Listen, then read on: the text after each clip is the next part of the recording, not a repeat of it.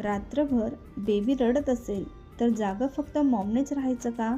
डॅडची काही रिस्पॉन्सिबिलिटी नाही का? बेबी झाल्यानंतर फक्त मॉम नाही तर डॅडसुद्धा पॅरेंट बनतो.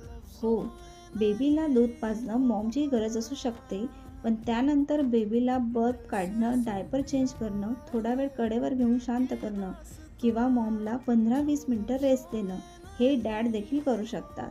लक्षात ठेवा, पॅरेंटिंग ही एकट्या मॉमची ड्युटी नाही, ती मॉम आणि डॅड दोघांची टीमवर्क आहे.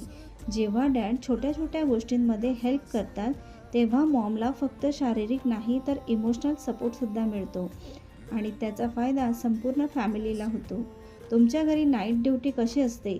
डॅड हेल्प करतात का? तुमचं मत कमेंटमध्ये नक्की सांगा आणि पॅरेंटिंग शॉर्ट्ससाठी फॉलो आणि सबस्क्राईब करायला विसरू नका. Happy parenting. बाय.